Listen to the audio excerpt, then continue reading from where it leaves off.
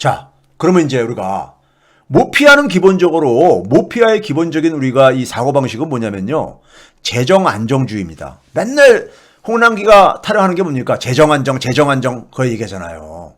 재정 안정이요. 선별 지원이라는 것이요. 언제 나온 건지 아세요?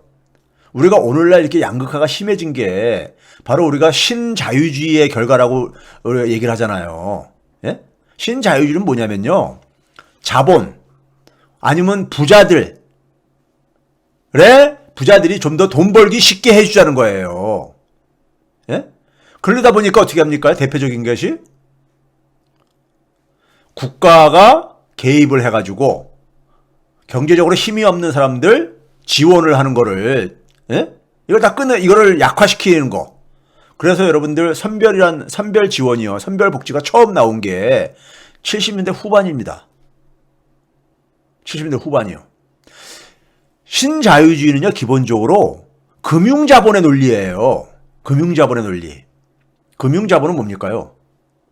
금융자본은 사회 곳곳을 다 지금 지배하고 있잖아요. 지배하고 있어요. 기업들도 자기들이 투자를 해가지고, 투자를 하는 이유가 뭐냐? 단기적으로 그러니까 수익 극대화. 금융은 기본적으로 뭡니까? 수익 극대화를 추구하잖아요. 그러니까, 소위 말해서 사모펀드들이 기업을 그러니까 우리가 인수하면 바로 하는 게 뭡니까요? 단기적으로 수익성을 극대화시키기 위해서 인력 구조조정부터 해요. 비용을 줄여야지, 수입은 갑자기 늘릴 수 없다 보니까 비용을 줄여가지고, 예? 수익성을 그러니까 수익을 좀 이제, 크게 만들자 이거예요. 이 장부상으로요. 그래야지만이 이 기업의 가치가, 문값이 높아진다 이거죠. 그래서 팔아가지고 차익을 남기는 게 사모펀드들의 기본적인 저거잖아요. 이 목표잖아요. 그러니까 이 금융은 기본적으로 돈을 그러니까 한 푼이라도 더 버는 방식. 자, 그러다 보니까 이 재정 안정주의라는 건 뭐예요? 정부가 돈을 쓰지 말라는 거예요. 재정 안정주의라는 것은 쉽게 얘기해서요. 선별 지원이라는 건 뭐냐? 우리가 말로는 어려운 사람을 더 두텁게 지원한다 그러죠? 아닙니다. 어려운 사람들을 죽지 않을 정도만.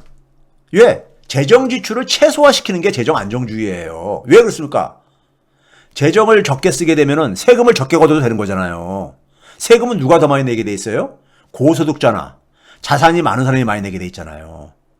고소득자나 자산이 많이 가진 사람들이 세금을 적게 내면은 그만큼 자기한테 남는 돈이 많은 거잖아요. 예? 그래서 정부 지출을 싫어하는 겁니다. 자, 그런데 우리가 올해 선거 참패는요, 경제 지표로 보게 되면요, 딱 답이 나옵니다. 이게 뭐냐면은, 이 파란색 선은요, GDP 증가율입니다. 그 다음에 주황색 선은 뭐냐면요, 가계소비 증가율이에요. 가계소비 증가율이요. 그런데, 지난해 2020년 맨 끝에 봐보세요. 그린 색깔로 해놓은 거예요. 가계소비가요, 마이너스 4.2%. 이거 외환위기 때도 이렇게 폭락 안 했었습니다. 가계소비가 큰 폭락을 했어요. 그래서 가계가 그만큼 어렵다는 얘기죠. 그렇죠? 가계가 어렵다는 얘기예요. 그러니까 가계가 힘드니까 여당한테 등을 돌린 거잖아요. 그렇죠? 자, 그래서 제가 이 모피아의 논리가 바로 뭐냐면 재정 안정주의인데, 재정 안정주의라는 것은요, 한마디로 얘기하면 정부가 재정 지출을 최소화하라는 얘기예요. 특히 민주정권이나 개혁정권들, 민주주의가 잘 발달한 나라에서의 정부가 돈을 쓰는 이유가 되게 경제적인 약자들을 위해서, 보통 사람들을 위해서 되게 돈을 많이 쓴단 말이에요. 그러면은 그 사람들이 정부로부터 지원을 많이 받으면 받을수록 은행에 대한 의존도가 줄어들잖아요. 예? 그러면 은행들이 돈벌이를 못하는 거예요. 금융회사들이요. 예? 거기다가 재정을 많이 쓰려면은 세금을 많이 걷어야 되잖아요. 그럼 누가 많이 내냐? 고소득자라든가 고액자산가들이 세금을 더 많이 내니까 자기들이 그만큼 돈을 많이 못 번다 이거예요. 그래서 재정 지출을 정부 재정을 진짜 걱정해서가 아니라 바로 이겁니다. 근데 이게 바로 뭐냐면은 금융의 논리로 이제 그러니까 우리가 이 금융화가 70년대부터 이제 전개됩니다. 대부분 사람들은 80년대 이후로 알고 있지만은 70년대부터 전개됩니다. 예? 금융의 논리로 사회를 다 재구성한 거예요. 금융은 바로 뭐예요? 다 돈 가치로. 돈의 가치가 얼마나 되는 거냐. 이 기업은 돈의 가치가 얼마나 되는 거냐. 다 돈의 가치로 평가하는 겁니다. 사회 전체를요. 예? 돈의 가치로요. 금융은 기본적으로 뭡니까? 은행을 한번 생각을 해보세요. 은행이 성장을 한다는 건 뭐죠? 일반 기업과 차이가 뭐냐면은 은행은 바로 뭡니까? 고객의 예금을 가지고 돈놀이 하는 겁니다. 자기들 주주들의 돈을 가지고 이 사업을 하는 게 아니라 고객들한테 받은 예금을 가지고 돈놀이 하는 거잖아요. 고객들한테 받은 예금은 바로 뭐예요? 은행의 부채죠. 상환을 해줘야 되기 때문에요. 그렇죠? 은행이 그러니까 돈놀이를 많이 한다는 얘기 뭐지 또요? 그러니까요. 대출을 많이 한다는 얘기잖아요. 대출은 누군가한테는 그러니까 또 빚이잖아요. 빚, 채무잖아요. 그래서 금융화, 즉 뭐냐면 금융이 성장한다는 얘기는 한 사회가, 특히 가계가 채무 상태, 채무가 계속 증가한다는 얘기입니다. 채무가요. 예? 채무가. 그 결과, 그 다음에 뭡니까?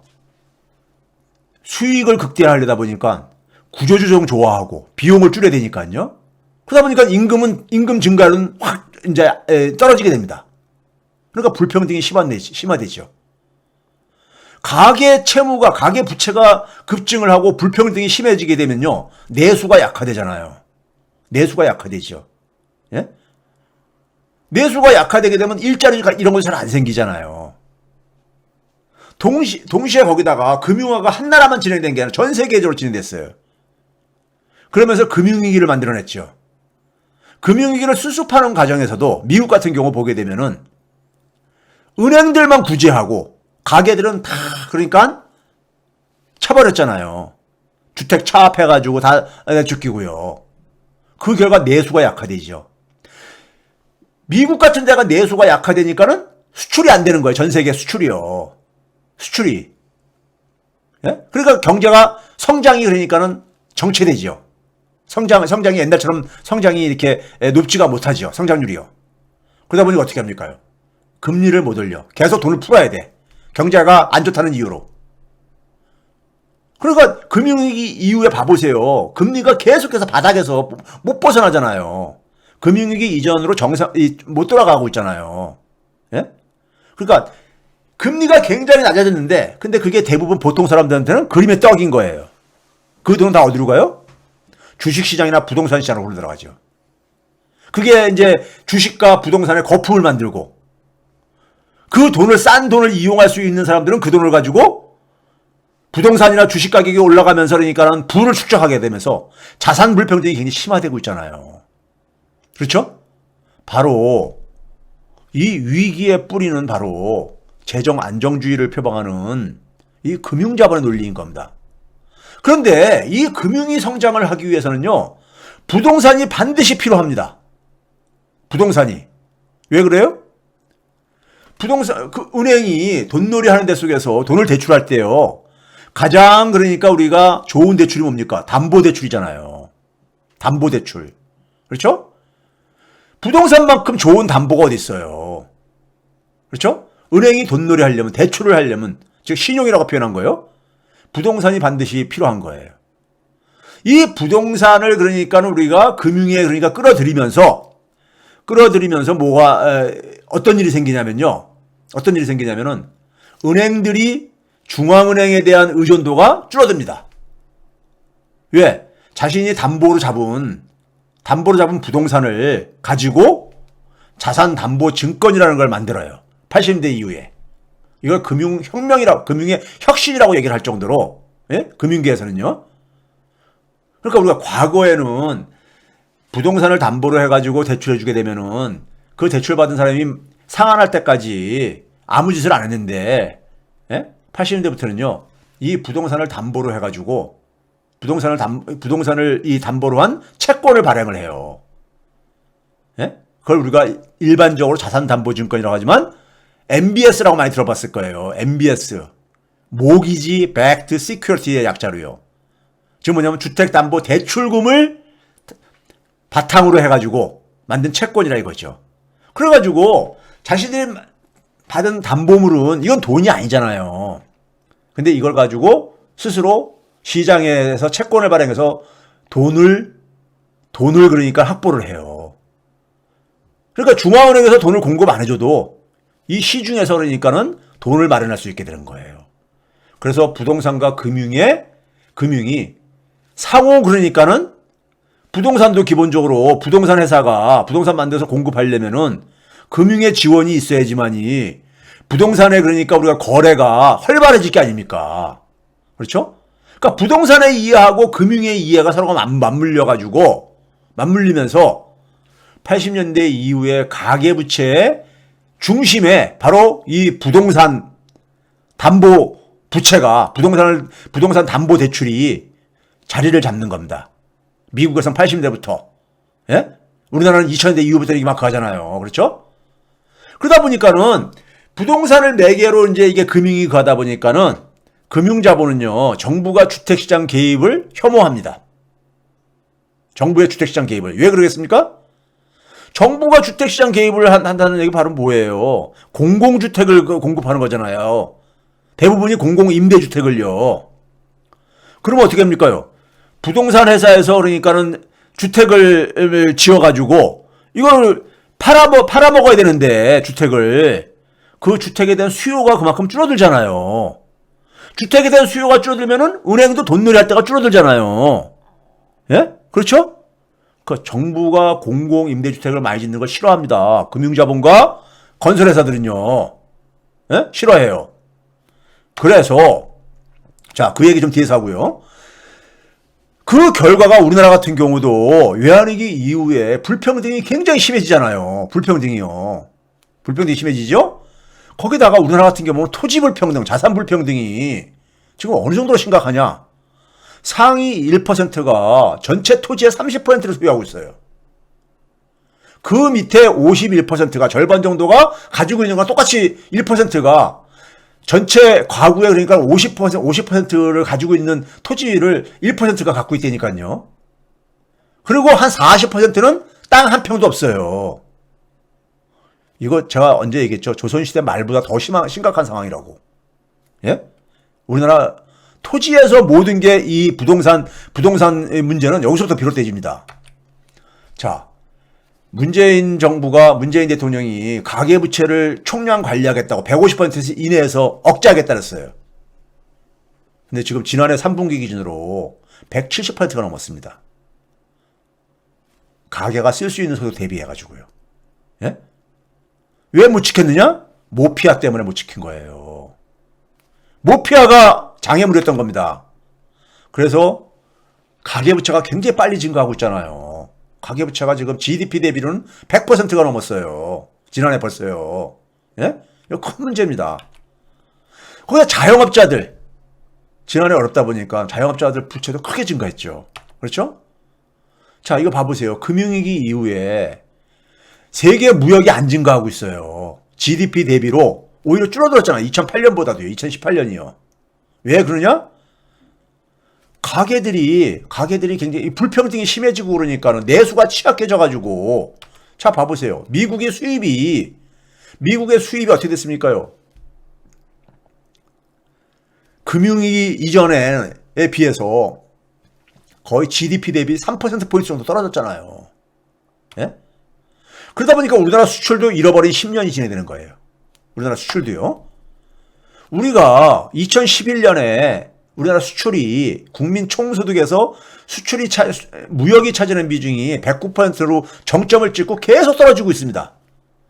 여기 밑에 써놓은 건 뭐냐면요. 우리가 FTA를 엄청 했잖아요. FTA 하는 목적이 뭐예요? 수출 많이 하겠다는 거잖아요. 경제 영토를 확장시키겠다.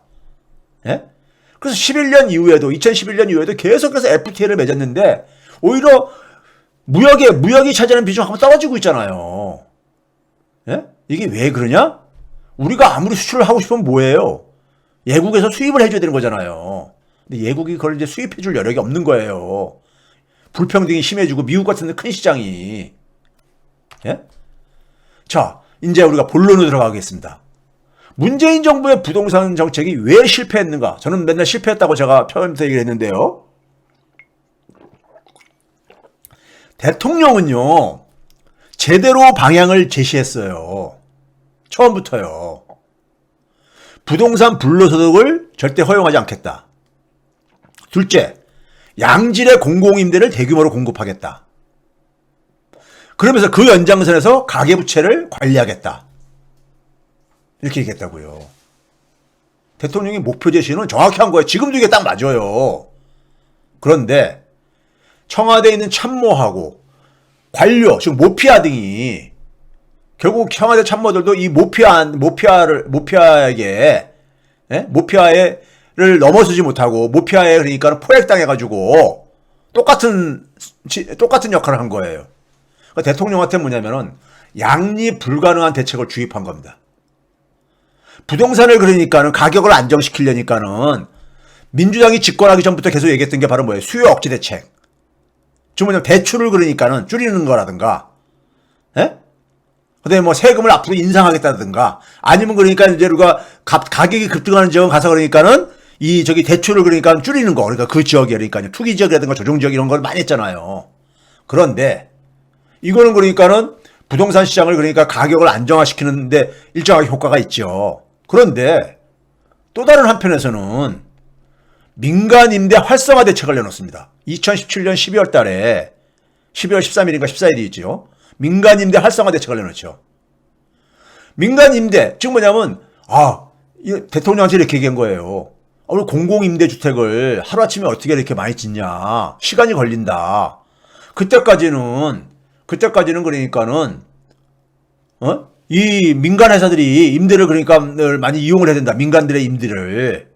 이거를 그러면 임대 사업자들을 그러니까는 막 장려하기 위해서는 좀 많은 혜택을 줘야 된다 이거예요. 예? 혜택을. 세금 혜택, 건강보험료 혜택, 대출 특혜 이런 걸 줍니다. 이건 바로 뭐예요? 그렇게 혜택을 주니까 임대 사업하는 게 노다지가 된 거예요. 노다지가. 즉 다주택을 소유하라고 한편에서 장려한 거야. 한편에서는 그러니까는 주택을 그러니까는 투기하지 말라고 억제하는 정책을 하면서. 예? 대통령이 이거를 판단을 못 하시다 보니까 이 모피아들이 이런 장난을 칩니다. 즉 뭐냐면은 부동산 시장을 정상화시키게 되면은 모피아들의 자기들의 그러니까는 경제적인 기반이 붕괴되기 때문에 금융회사들이 타격을 보기 때문에 토목주들이 타격을 보기 때문에 그걸 안 해요. 모피아들이요. 그럼 그거를 그러니까 어떻게 해야겠습니까? 개혁 정권에 그러니까 부동산 시장 정상화를 좌초시켜야 돼. 좌초시키기 위한 장난질을 치는 기술이 들어가는 거예요. 거기다가 2019년 하반기부터 금리도 그냥 막 내려가죠. 유동성이 막 공급돼지죠. 근데 계속해서 어떤 식으로 했습니까? 그러니까 집값이 주기적으로 오를 수밖에 없죠. 시장에서는 다주택 소유하는 게 유리해. 돈 벌기에. 금리도 낮아졌어. 그러니까 어떻게 합니까? 부동산 투기하죠. 그러니까 부동산 가격이 오르니까 어떻게 합니까? 정부가 제가 처음부터 했잖아요. 이게 쫓아다니면서 그러니까는 그 지역을 그러니까는 규제 대상 지역으로 묶고, 예? 지역을 쫓아다니면서 그랬잖아요. 소위 핀셋 대책이라 해가지고요. 근데 제가 예전부터 방송에 나와서 뭐랬습니까? 두더지 잡기 게임식으로 하면은 절대 성공 못한다. 두더지 잡기 게임 끝나려면 어떻게 합니까요? 그 구멍을 다 콘크리트 쳐버려야죠. 그래서 끝나잖아요. 제가 그런 얘기를 방송에서 수차례 했었습니다. 핀셋 대책이 계속 실패하다 보니까 대통령이 그러니까 방송에 나와서 그러니까는 집권 초기에 그러니까는 상태로 가격을 돌려놓겠다. 이것도 약속을 못 지키게 된 거잖아요. 예? 그러니까 국민 불신이 고조가 되죠. 국민 불신이 고조가 되고 이제 이게 막 사태가 심각해지니까 지난해 7월 11일 날에 드디어 다주택자를 중심으로 해가지고 종부세를 이 보유세를 강화를 했잖아요. 그리고 7월 30일 날에 임대차 3법도 통과시켰잖아요. 그리고 나서 여전히 뭐냐면 그러다 보니까 공급이 이제 단기적으로 공급 문제가 생긴 거잖아요. 전세 시장에. 예? 사람들이 뭐냐면은 보유세 강화하니까는 좀 이제 이 관망을 하는 사람들이 생기면서, 예? 주택 거래가 이제 되니까 우리가 이게 줄어들면서, 그 주택 거래가 줄어들면 어떻게 됩니까? 전세라든가 월세 이런 거 수요가 늘어날 수밖에 없는 거잖아요. 근데 거기다가 임대차 3법을 하다 보니까 재계약이 늘고 그러니까는 단기적으로 그러니까는 전세 물건이 부족해지게 되죠. 예? 그러다 보니까 언론에서 뭐라 했습니까? 공급이 부족해서 공급 부족하다 막 그랬잖아요. 그래서 올해 2월 4일 날 물러난 변창흠 장관이 이사 대책을 발표하잖아요. 수도권의 공급 물량, 대규모 공급 물량 가겠다고. 이 대책으로 지금 올 봄부터 그러니까는 좀 안정이 되기 시작하고 있는 거예요. 예? 거기다가 이제 올해 6월 달에 이제니까 이제 재산세 이제 이 보유세가 이제 지난해 7월 11일 날 그 이 올린 보유세가요. 올해 이제 6월 달부터 이게 적용되거든요. 그런데 이게 뭡니까? 선거 전에 LH 사태가 터졌잖아요. 네? LH 사태가 아직 효과가 나타나기 전인데 LH 사태가 딱 터진 거예요. 그게 4월 7일 날 보궐선거에 참패로 연결된 거죠. 자, 보궐선거에서 참패를 하다 보니까 집권 여당이 대참패를 했죠. 대참패를 하게 되니까는 그 속에서 이제 어떻게 됩니까요? 과거 노무현 정부 때를 기억해 보면 돼요. 어떻게 됩니까요? 집권 여당이 분열이 생기죠. 예? 분열이 생겨요. 예? 분열이 생기죠. 지금 민주당에서 뭐 개혁의 피로감을 느낀다 이런 소리 하는 사람들, 예? 민생하고 개혁이 같은 건데 그걸 분리해가지고, 예? 개혁은 그만하고 민생을 읽어야 된다 하면서 이건 사쿠라들입니다. 사쿠라예요. 그러면서 뭐냐면은 정부의 그러니까 부동산 대책을 후퇴할 조짐을 보이고 있는 거잖아요. 예? 그 연장선에서 종부세 그러니까 대상 완화를 그러니까 이런 얘기가 나오는 겁니다. 자, 부동산 대책의 허점을 우리가 보게 되면요. 이런 겁니다. 2017년에 파리 대책에서 다주택자 양도세 중과를 발표합니다. 그러면서 뭐냐면은 주택 임대 사업자에게 그러니까는 많은 그러니까는 이 혜택을 그러니까 또 준다고 이렇게 아까 앞에서 얘기했잖아요. 그렇죠? 그런데 이 당시에 우리가 이 임대 사업을요, 많은 사람들이 기업들만이 아니라요, 고위 공직자들 중에서도 임대 사업 하는 사람들 많습니다. 예? 하는 사람들 많아요. 그러면 이 이해충돌 문제가 존재하는 거잖아요. 예? 이 사람들은 미리 알고 정책이 이렇게 변한다는 걸 미리 알고 임대사업에 뛰어드는 거예요. 예? 2017년 12월 13일에 임대주택 등록 활성화 방안이 터지기 전부터 이걸 알았을 게 아닙니까? 그래서요, 저는 이번에 이 공직자들의 땅 투기 여부, 이거 저는 지금 민주당이 지난번에 그러니까 국회의원들도 조사하자 했잖아요. LH 투기라든가 부동산 투기한 것을 국회의원들 전수조사하자고 했잖아요. 그래서 민주당부터 먼저 뭐냐면은 선거 임박해가지고 선거 때 이제 가기 위해서 어딥니까? 저희 국민권익위원회인갑니까요? 거기다가 전수조사 이제 맡긴다 그랬잖아요. 저는 거기서 민주당 국회의원들 다 조사한 다음에요. 투기가 발견되는 사람 민주당 국회의원이 있으면 읍참마속을 해야 됩니다. 읍참마속 해야 돼요. 민주당이 살려면요. 예? 그리고 공무원, 국회의원, 모든 공기업 직원들, 그리고 그 직계가족의 임대사업자 등록 현황도 다 공개시켜야 되는 겁니다. 민주당이 이런 황골탈퇴의 모습을 보여줘야 돼요. 그리고 고위공직자의 부동산 백지 신탁 도입도 해야 되는 겁니다. 이렇게 해야지 국민들이 그러니까는 잃어버린 신뢰를 다시 복구할 수 있는 거예요. 예? 그리고 땅 투기한 이런 흔적이 있는 국회의원들은 과감히 정리해야 되는 겁니다. 민주당에서요. 해야 돼요. 읍참마속이란 말이 있잖아요. 예? 자, 모피아들이 어떤 짓을 하는지 하나 사례를 제가 보여드릴게요.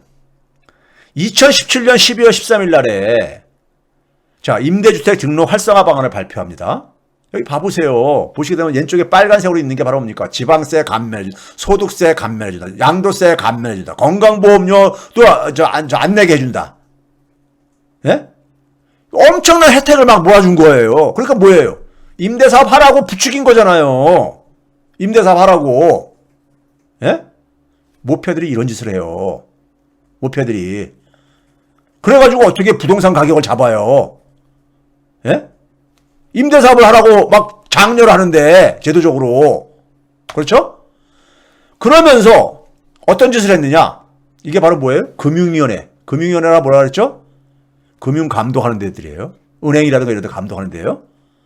자, 2018년, 이게 언젠가 봐보세요. 1월 26일자입니다.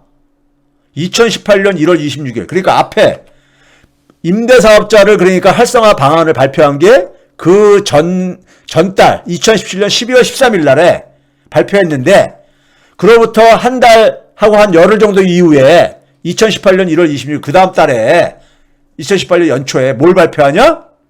자, 여기 봐보세요. 금융위원회 고시 2018년도 2호로 뭘 발표합니까? 금융위원회가요. 자, 투기 지역에 대해서 이제 그러니까는 은행 대출 받는 거를 규제해야 되잖아요. 그래야지만이 이 투기 억제가 되니까요. 그렇죠? 핀셋 대책에서는. 그런데 사업자들 그러니까 일종의 기업으로 외관을 쓰고 있는 거죠. 임대사업자들이 기업 형태로 이렇게 이 모습을 쓰고 있거든요. 임대사업자들은 예외로 은행 대출을 투기 지역에서도 은행 대출 받는 데서 예외로 그러니까 인정을 해주는 거예요. 이게 뭡니까? 투기 지역에서 일반 개인들은 그러니까는 개인들한테 그러니까 대출을 그러니까 못 해준다 해가지고 자기들이 이 투기를 그러니까 억제하는 쇼를 부리고, 한편에서는 뒤로는 뭐냐면 임대사업자들은 예외로 그러니까는 투기 지역에서도 은행 대출을 마음대로 받을 수 있게 이런 짓을 해요. 이게 모피아, 이게 금융위원회 출신들이 다 모피아들, 기관으로 다 가서 장들하고 앉아있잖아요. 은행연합회, 저축은행 중앙회, 회장으로 가고 있고, 예? 보험협회 심지어 그러니까 모든 곳에 다 가잖아요. 제가 일전에 보여드렸듯이요. 이 모피아들이 이런 짓을 해요. 예? 이렇게 하면 누가 갑니까? 은행도 돈 버는데 도움이 되고, 그 다음에 건설회사도 그러니까 도움이 되고, 예? 임대사업에 뛰어든 사람들도 임대사업 하라고 막 부추겨주는 거야, 지금. 그러니까. 그건 뭡니까? 문재인 대통령이 그러니까 우리가 부동산 시장 안정화는 실패할 수밖에 없는 거예요. 이런 짓을 했으니까, 옆에서는. 예? 2018년 초면 어떤 겁니까요? 정권이 지금 서슬이 10%대도 이런 짓을 했어요. 모피아들이요. 좌초시키기 위해서. 그러니까 그 이후에 부동산 시장이 안정이 될 수가 있습니까? 안정이 안 되죠. 지금도 봐보시라고요. 임대사업자 특혜 폐지 안 하고 있습니다. 기존에 하던 사람들은. 왜 안 해요? 왜 안 합니까? 거기다가 뭐냐면 아파트만 지금 임대사업 신규 등록을 못 하고 있죠. 다세대 다가구 주택들은 이거는 계속 할 수 있게 해놨어요. 예? 이거 기본적으로, 그 다음에 고위공직자, 제가 얘기했잖아요. 고위공직자들 내부 정보 이용을 해가지고, 예? 내부 정보 이용을 해가지고, 미리 이런 걸 알게 되면은 임대사업 뛰어들 게 아닙니까? 고위공직자들, 가족들, 자기 부인 이름으로 임대사업 하는 사람들 꽤 많아요. 예? 그래서 민주당이 해야 될 일은 뭐냐? 고위공직자들 부동산 백지신탁 도입해야 되고요. 특히 뭐냐면, 농지가 바로 뭡니까? 농지를 개발하기 전에 농지를 대규모로 사가지고, 예? 샀다가, 이거는 이제 그러니까는 개발이 발표가 되면 이제 가격 뛰니까는, 이거 다 전수 조사해야 됩니다. 예? 그래서 이 투기이익을 철저하게 환수를 해야 돼요. 이런 거 안 하면요, 국민들 이 신뢰 이런 거 회복 못 합니다. 그리고 양질의 장기 공공임대를 공급을 해줘야 돼요. 그리고 불로소득은 기본적으로 제거해야죠. 불로소득 제거하는 건 뭐예요? 세금이죠. 다주택자한테 중과를 하고, 예? 자, 제가 여기 대해서 종부세 폐지와 기본소득 경우 국토보유세 도입하자는데, 이건 좀 나중에 뒤에서 설명할게요. 자, 이거 봐보세요. 청년들이 왜 20대가 이렇게 돌렸습니까? 청년들이 지금 절규를 해요. 왜 절규합니까? 청년들이 지금 괜찮은 일자리를 갖기 힘들잖아요. 내 집 마련? 이건 꿈도 꿀 수 없지요. 내 집 마련 하려면요, 어느 정도 시간이 필요한지 제가 뒤에서 이따 보여드릴게요. 내 집 마련은 지금 20대들로는요, 평생 이거는 자기, 소위, 일을 해가지고는 못합니다. 불가능해요. 예?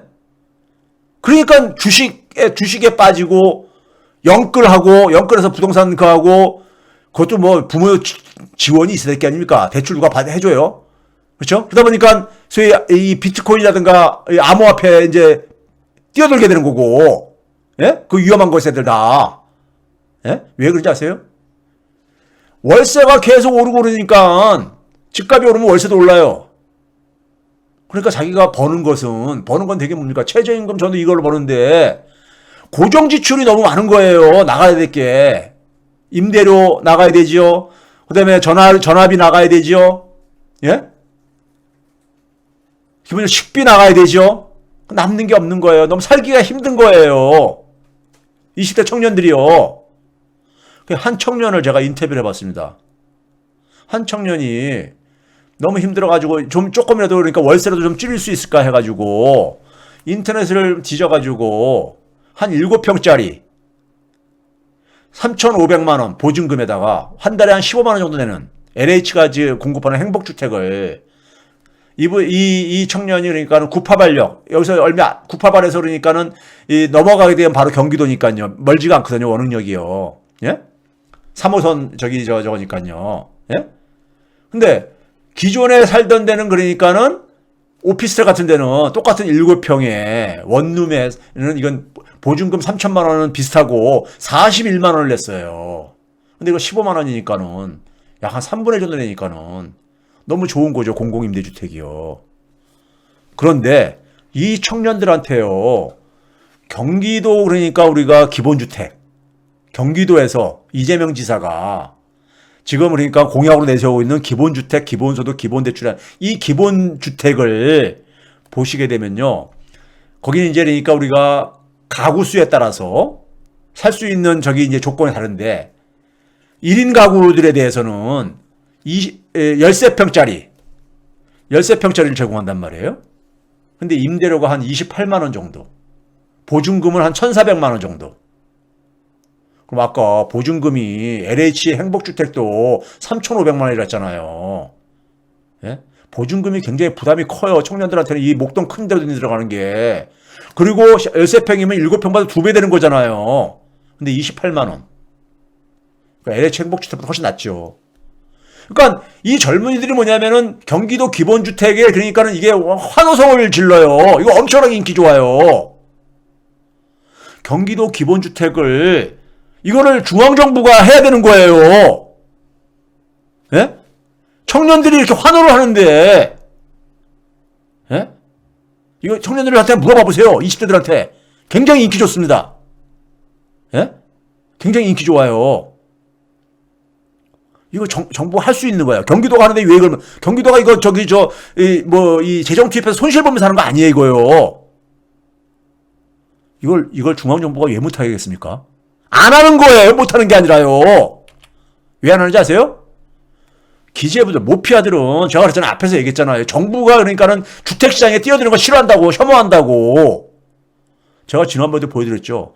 정부의 그러니까 공공임대를 그러니까는 주로 주무 맞는 데가 주택보증공사라는 데가 있습니다. 허그라고 그러죠. 주택보증공사요. 거기에 그러니까는 그 주택을 공공임대를 거기에 돈을 누가 배정해 주냐? 기재부가 배정을 해줘요.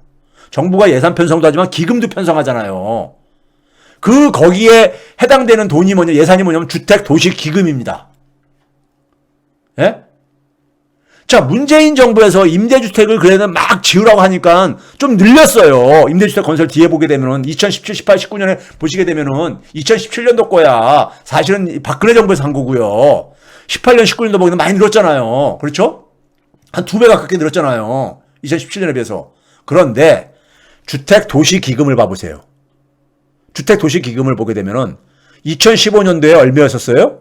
이게 단위가 억 원입니다. 그러니까 한 80조 정도 됐었잖아요. 근데 2019년, 문재인 정부에 2019년에 75조 정도뿐이 안 돼요. 즉, 공공임대주택을 지을 수 있는 기금을 그러니까 돈을 누가 배정을 해? 기재부가 배정을 해줘요. 기재부가 그러니까는, 그러니까 이 모피아들이 뭐냐면 대통령한테 장기 공공임대 하루아침에 크게 늘릴 수 없습니다. 지네들이 기금을 이렇게 안 하니까 요만큼만 늘리는 척 하는 거예요. 조금요. 이걸 대규모로 왜 못해요? 공공개발로요. 예? 벌써 문재인 정부 들어선 지 벌써 지금 4년이 지났으면은 집 짓는데 몇 년 걸려요? 2년이면 충분하잖아요. 아무리 길어도요. 예? 주택 도시 기금을 누가 짜냐? 기재부가 짠다니까요. 기금, 예산 편성, 기금 다 이거 기재부 소관이에요. 얘네들 돈을 안 늘려줘요. 주택보증공사에 있는 직원들이 저한테 그런 얘기를 해줘요. 기재부가 돈을 안 준다고요. 왜? 공공임대를 짓는 거를 모피아들은 싫어한다니까요. 왜 싫어해요? 공공임대 많이 지으면은 민간 건설업체가 그만큼 그러니까 수요가 줄어들 게 아닙니까? 그러면 은행이 그만큼 뭐냐면은 돈놀이 할 대상이 줄어들지요. 그렇죠? 건설업체도 돈벌이가 줄어들고 은행도 돈벌이가 줄어들고 그거를 대변하는 게 기재부인 거예요. 기재부가 국민을 위해서 일하는 게 아니라 금융자본, 건설자본들을 위해서 이렇게 하고 있는 겁니다. 그래서 모피아 얘기 듣는 겁니다. 예? 자, 오늘 이제 그러니까 본론을 보게 되면은 최근에 동아일보 기사에 오늘의 사설 해가지고 당정, 그러니까 민주당을 얘기하는 겁니다. 민주당과 정부가 징벌적 부동산 세금. 무슨 어렵거든요. 징벌적이에요. 얘는 이 조중동은 항상 쓰는 표현이 이렇잖아요. 예? 보유세 좀 올린 거 가지고. 보유세 올려서도요. 다른 주요 국가들보다 좀 훨씬 낮잖아요. 근데 징벌적이라는 거야. 이거 전면 재검도 주저할 이유 없다.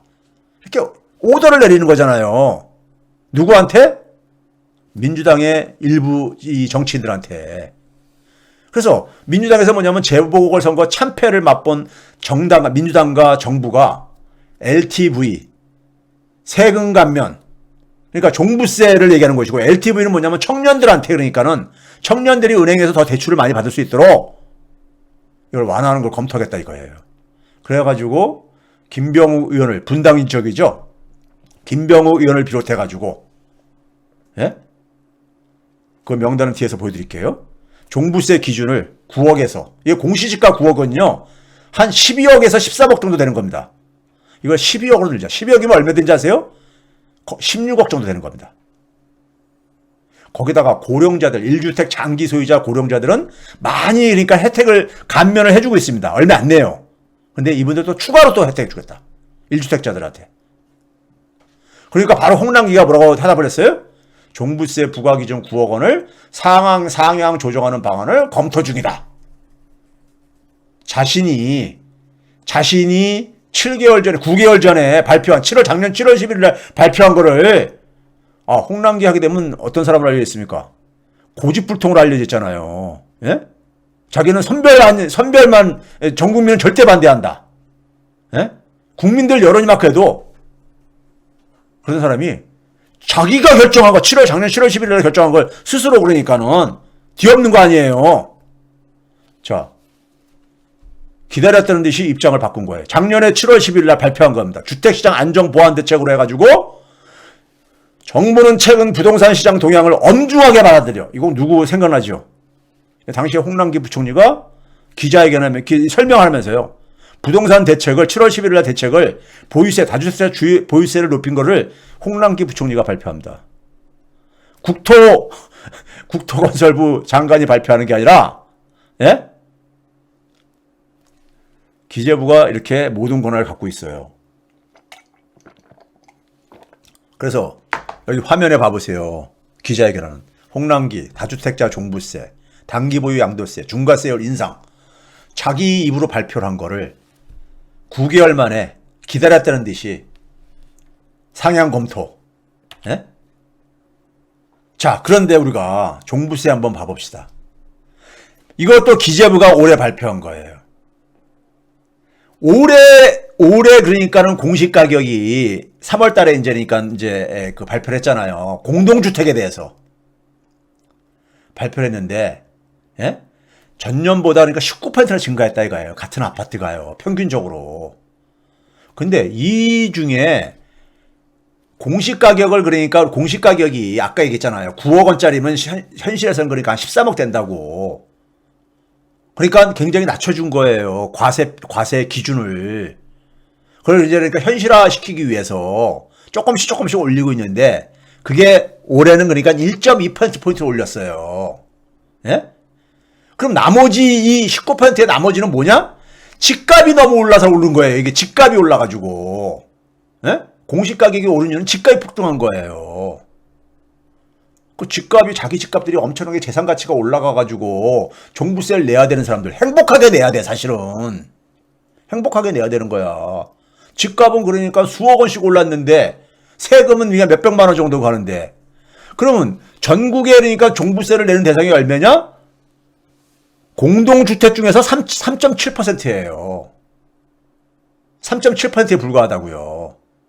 예? 3.7%에 불과해요. 그런데 우리 여론조사 해보니까 무슨 절반 가깝게가 그러니까 종부세 그러니까 이 기준을 그러니까 높여야 된다 찬성을 했다고 뭐 그러는데 참 삼성전자의 이재용 부회장이 상속세 낼 거를 걱정을 해가지고 월급쟁이들이 그거 좀 깎아줘야 된다고 하는 얘기나 참 비슷한 현상이죠. 자, 종부세에 대해서 연령별로 굉장히 많은 혜택을 주고 있어요. 다주택자들한테, 1주택자들한테는요. 예? 이렇게 해주고 했단 말이에요. 근데 이게 누가 후퇴를 맡고 있는가? 자, 여러분 이게 있잖아요. 종부세를 그러니까 낮춰주게 되면 어떤 문제 생기는지 아세요? 종부세라는 게 뭐예요? 집값 안정시키기 위해서 도입한 제도예요. 종부세 낮추게 되면 세금을 적게 낸다는 얘기예요? 그럼 뭡니까요? 부동산에 대한 기대 수익이 높아지는 거잖아요. 부동산 투자에 대한. 기대 수익이 높아지게 되면 사람들이 부동산 투자를 더 할 수밖에 없잖아요. 예? 집을 사는 게 내가 더 많이 남는다고 생각하면은 더 투자할 수밖에 없잖아요. 그럼 집값이 상승합니다. 집값이 상승하면 어떻게 됩니까요?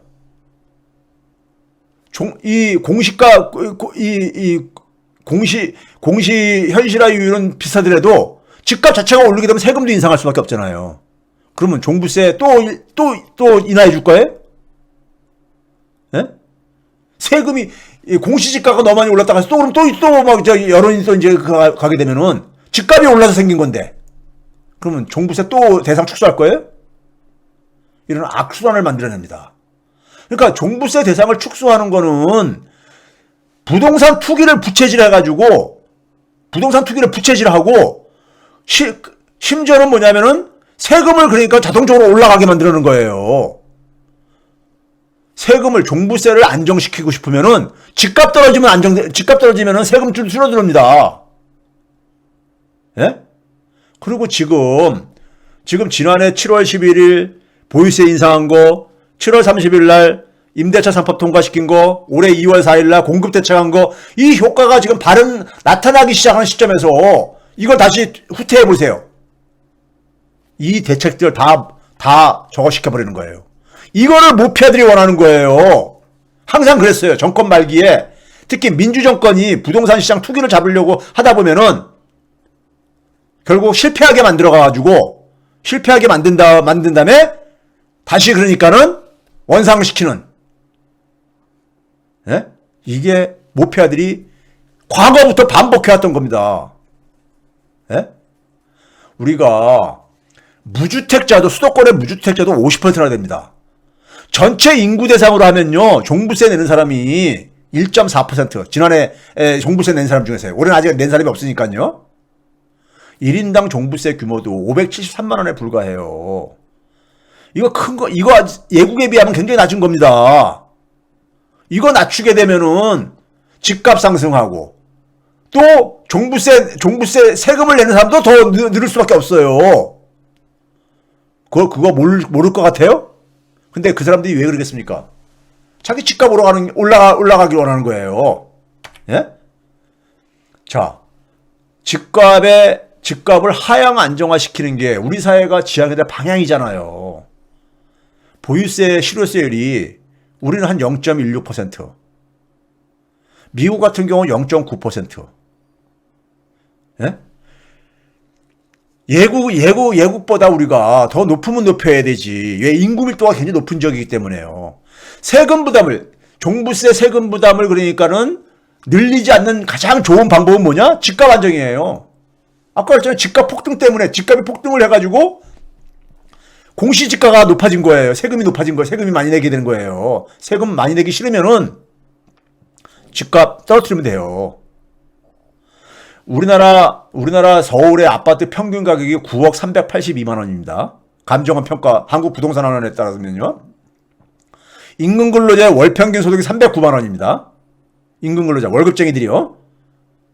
이 사람들 한 푼도 안 쓰고 24.4년을 24년 이상을 모아야지. 중위소득 가장 가운데에 있는 임금 근로자 234만 원. 네? 32년 이상을 모아야 돼요. 그러니까 아까 제가 그랬잖아요. 20대들이 대개 어떤 소득인지 아세요? 200만 원 전후에 이 소득이에요. 200만 원 전후에. 평생 집이라는 건 꿈도 꿀 수가 없는 거예요. 그러니까 어떻게 합니까? 주식. 예? 아니면 암호화폐, 비트코인 이런 데다가 그러니까 눈을 돌리는 거예요. 예? 부모 좀 도움을 받을 수 있으면 영끌이라도 부동산 투기하려고 하는 것이고요. 자, 청년층에 대해서 그러니까는 청년층들이 등을 돌렸다고 LTV, 소위 말해서 예? 주택 구입할 수 있는데 은행 대출을 그러니까 늘려주겠다 이거지, 조건을요. 그러면 이게 뭡니까? 청년층 보러 빚내서 집 사라는 거 아닙니까? 예? 빚을 많이 내게 해줄 테니까 예? 집 사라고 하면은 그럼 집값은 또 다시 또 오를 게 아닙니까? 예? 청년들한테 필요한 건 그게 아니라 집을 안 사면은 안 되게, 집을 안 사면은 내가 평생 그냥 거지처럼 뿐이 살 수밖에 없겠다는 이런 불안의식을 없애주고, 그러면서 뭐냐면은 자기가 그러니까는 지금 걷는 소득으로 부담이 안 되는 정도, 그러니까는 임대료를 낼 수 있고 내고 월세를 내고 살 수 있는 그런 게 제공해 주는 게 더 바람직한 거잖아요. 지금 우리나라 가계부채가 너무 지금 높아가지고요. 이게 소비 위축을 시키고 있어요. 대부분의 중산층까지 포함해서 소비 제대로 못하고 있잖아요. 은행 돈 갚느라고요. 거기다가 집값이 계속 올라 보세요. 예? 집값이 계속 오르면은 아까 지금도 그러니까 10억 가까이 되는데 평균 아파트, 서울의 아파트가 국힘당의 모 의원은 앞으로 이러다가 몇 년 후에 몇십 년 후에는 그러니까 수십억, 심지어 40억이 된다. 그러면은 그 돈을 그러니까는 집을 살 수 있는 돈을 평생에도 못 모으는 것을 누구나 다 그러니까 이 아파트에 투기하고 싶은 생각이 안 들겠습니까? 아무리 열심히 일을 해봤자 살 수 없는 주택을 열심히 일을 하고 싶겠냐고요. 누가 혁신을 추구하고 싶겠냐고요. 비싼 아파트에서 태어나느냐가 자기 인생을 결정하는 거야. 이런 사연 답이 없습니다. 예? 청년들이 주식에 올인을 하고 비트코인에 올인을 하고 예? 이런 사회에 무슨 미래가 있어요. 이거 기성세대들 있잖아요. 참 부끄러워해야 됩니다. 청년들이, 우리 소위 말해서 10대들이 오래전부터 그랬잖아요. 향후 꿈이 뭐야? 건물주. 제가 예국을 여러 군데 살아봤지만요. 10대들이 이런 걸 얘기하는 건 들어본 적이 없어요. 이거 참 창피한 얘기입니다. 예? 이게 모피아들이 만들어 온 짓이에요. 국민은, 그 다음에 이제 우리가, 국민은요, 재산세나 종부세 인상을 반대하기보다는 자기가 낸 세금이 제대로 그러니까 사용되는지 피부로 느끼고 싶은 거예요. 어떻게 보면요. 제가 볼 때는요. 자, 아까 앞에서 얘기했죠. 부동산 시장은 하향 안정화시켜야 돼요. 그러려면 토지 공개념 도입이, 많은 사람들이 얘기를 하죠. 토지 공개념. 토지 공개념 뭐예요? 토지의 가치는 그러니까 사회적으로 공유를 해야 된다. 이런 개념이죠. 예? 그래서 일부에서는 토지 초과 이득세를 부활시켜야 된다. 예? 지금 뭐냐면 유휴토지, 기업들이요 땅 투기 엄청나게 하고 있거든요. 농지라든가 이런 것들이요. 미리 그러니까 저희 개발 정보 미리 그러니까 예상을 해가지고 거기다가 차고라든가 땅 잔뜩 수천 평 사놓고 나서 거기에 일부에다 차고라든가 물류센터라고 해서 창고 같은 거 하나 지어놓고 그냥 쓰지도 않는 거 지어놓고 그러니까는 이거 그러니까 이런 용도로 쓰려고 자 이런 식으로 하는 거죠. 포장하는 거죠. 다 토지 투기에 농지 투기예요.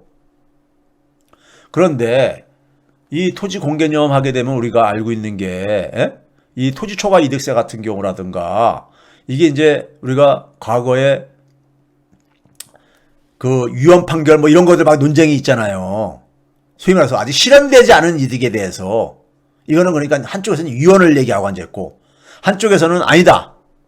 유언은 아닌데 기술적인 문제를 좀 보완을 하면 된다. 하는데 저는 이런 논란이 있는 것보다는요. 저는 종부세 폐지하고 과거에 제가 기본소득 할 때 얘기했죠. 기본소득형 국토보유세를 도입하자 이거예요. 종부세 폐지하고 토지 있는 사람들 아까 토지가 굉장히 소수한테 집중돼 있잖아요. 그걸로 세금을 거두면은요. 한 0.5%만 평균적으로 거둬도 한 30조 이상을 그러니까 1인당 국민들한테 한 60만 원씩 다 나눠줄 수 있는 세금을 걷어가지고 기본소득은 뭐예요? 다 돌려주는 거란 말이에요. 예? 그러면 토지 한 평도 없는 사람은 그냥 온전하게 그러니까 다 그러니까 1년에 60만 원씩 받는 거고 토지가 조금 있는 사람들은 자기 낸 세금보다 더 많이 돌려받는 거고 제가 과거에 얘기했죠. 기본소득형 국토보유세. 이렇게 하게 되면은 종부세는 그 대신 폐지해요. 종부세에서 한 4조 원 좀 넘는 이제 세금이 거치는데 그거 빼고선도요. 한 30조가 남아요. 30조 이상이. 예? 국토보유세를 도입하면요. 그러면은 토지에 대해서 토지 많이 갖고 있는 사람들이 그만큼 부담을 많이 부담이 갈 수밖에 없죠. 그러면 토지에 대한 그러니까 투기도 완화될 것이고 소득 재분배도 이루어질 것이고 그리고 기본소득형 국토보유세는 세금 저항도 없고 종부세처럼요. 예? 토지 공개념을 도입하기 전까지 토지 초과 이득세당 이거 도입하려면 또 씨름들을 해야 되니까요. 이유원 소지가 있더니 국회 통과시켜도 막 이래야 되니까요. 이 기본소득형 국토보유세 도입하자 이거예요. 예? 그럼 국민들도 내가 세금 내는 거 내가 돌려받는다니까는 별로 반대 안 할 게 아닙니까? 예? 토지 공개념이라는 게 뭔지 토지 공개념을 주장하는 사람들은 대표적으로 이제 추미애 의원 같은 경우는 우리 헌법 122조가 토지 공개념에 기초하고 있다. 헌법 122조가 뭡니까? 국토 이용 및 개발과 보전 해가지고 국가는 국민 모두의 생산 및 생활의 기반이 되는 국가 토지죠. 국토의 효율적이고 균형 있는 이용, 개발과 보존을 위하여 법률이 정하는 바에 의하여 그에 관한 필요한 제한과 의무를 가할 수 있다. 그렇게 해서 도입한 것이 노태우 정부 때 택지 소유 상한법. 택지를 일정한 범위 이상으로 그러니까 소유하지 못하게 상한을 정해놓고 토지 초과 이득세를 도입을 했었죠. 그리고 2000년대에 종합부동산, 종부세죠. 를 도입했었죠. 근데 이게 헌법재판소의 위헌 및 헌법 불합치 결정으로 폐기되거나 후퇴됐는데, 예? 후퇴됐는데, 그 결과 어떻게 됐습니까요? 부동산 투기의 광풍에 휘말리죠. 예? 양극화, 자산 불평등. 그렇죠? 그러니까, 당시에 이게 이제 그러니까 위헌이라는 것이 그 자체가 그러니까 위헌이 아니라, 예? 입법 목적이나 취지가 그러니까 문제가 되는 게 아니라 이 기술적인 문제가 있다.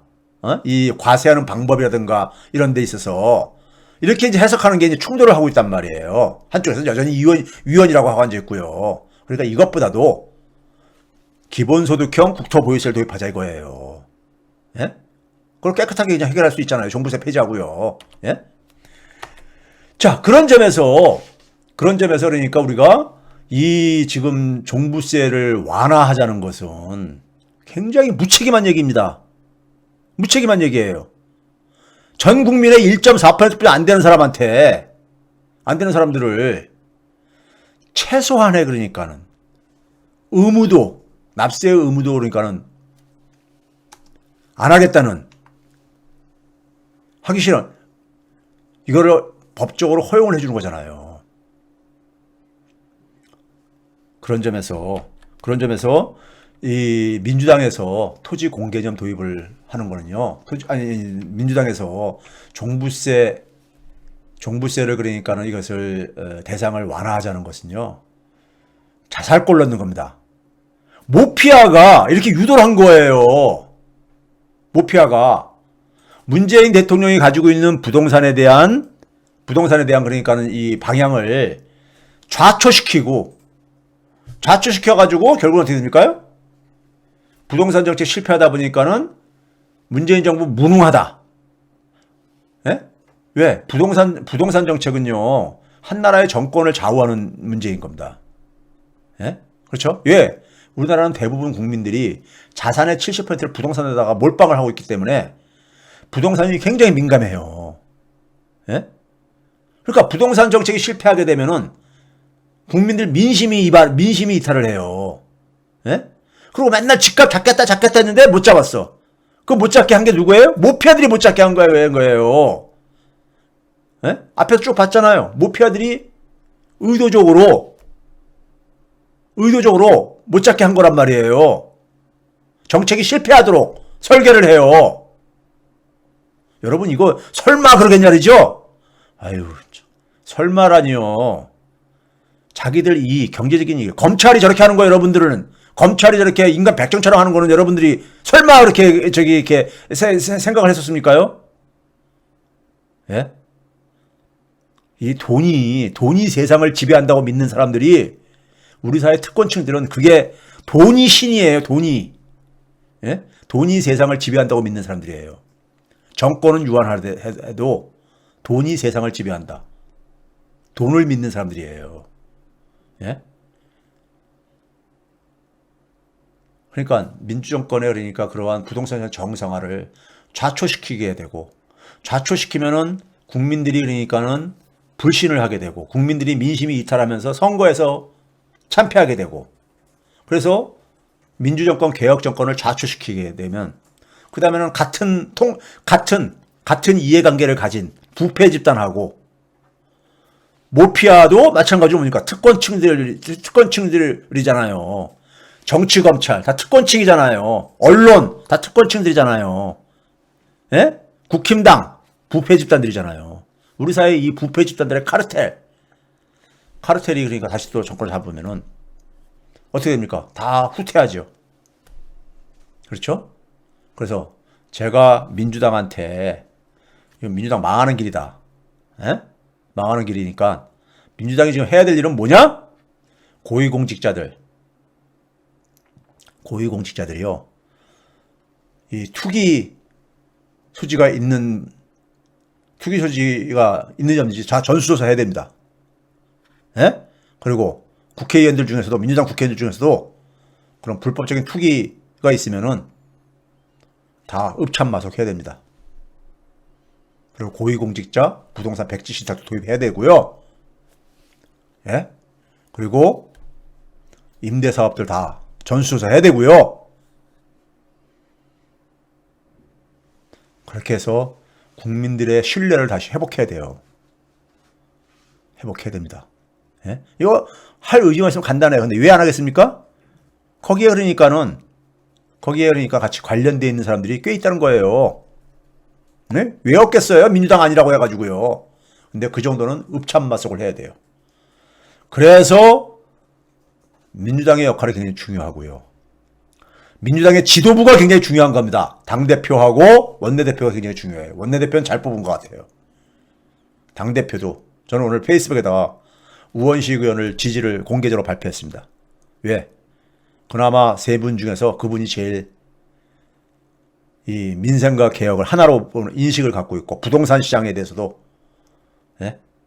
종부세 완화하는 것에 반대를 하고 있고 그래서 제가 지지를 밝혔습니다. 페이스북에다가. 왜? 민주당이 제대로 중심을 잡아줘야 되는 거잖아요. 예? 그리고 모피아로부터 선출 권력이 벗어나지 않으면은요, 민주당은 망합니다. 왜? 국민이 등을 돌리기 때문에요. 국민에게 피해가 고스란히 가고, 그럼 국민은 당연히 등을 돌리죠. 그렇죠? 그런 점에서 모피아를 모피아로부터 벗어나는 거, 모피아를 벗어나는 뿐만 아니라 모피아를 해체시키는 이런 용기를 보여줘야 되는 거예요. 예? 이게 바로 민생과 관련된 거잖아요. 모피아가 계속해서 이 문재인 정부에서 부동산 정책 실패하게 하고 집값 폭등하게 한 게 이 모피아 때문에 모피아가 한 거예요. 그 피해는 고스란히 국민이 본 거고요. 예? 자, 오늘은 여전히 제가 이 종부세 대상 완화 논란과 둘러싸고 이것도 결국 모피아가 여기에 있다. 소위 말해서 우리가 모피아 개혁, 검찰 개혁, 언론 개혁, 모피아 개혁은 저는 제2의 민주화 운동이라고 보는 사람입니다. 제2의 민주화 운동이요. 예? 이거 해야지만이, 이걸 돌파해야지만이 우리나라는 21세기의 선진국가가 될 수 있습니다. 촛불 시민들이 제대로 중심을 잡아주게 되면 민주당의 리더십도 제대로 만들어질 것입니다. 지치지 마시고요. 지치지 마시고. 너무 힘들지요. 국회의원들 참 마음에 안 드는 거 많죠. 민주당 국회의원들도요. 그래서 계속해서 욕을 하세요. 국민이 눈을 부릅뜨고, 촛불 시민들이 눈을 부릅뜨고 있다는 거 보여주세요. 문자도 보내고, 예? 전화도 하시고, 국회의원들, 그래도 그 사람들의 목표는요, 기본적으로 재선하는 거예요. 그렇기 때문에 유권자들 신경 씁니다. 예? 그리고, 예, 엉뚱한 짓 하는 분들은 정리해야죠. 예. 자, 오늘 최백은 TV도 우리가 이 모피아 문제가 우리 부동산에 어떠한 해악을 미치고 있는지를 이제 보여드렸습니다. 이걸로 오늘 최백은 TV는 마치도록 하겠습니다.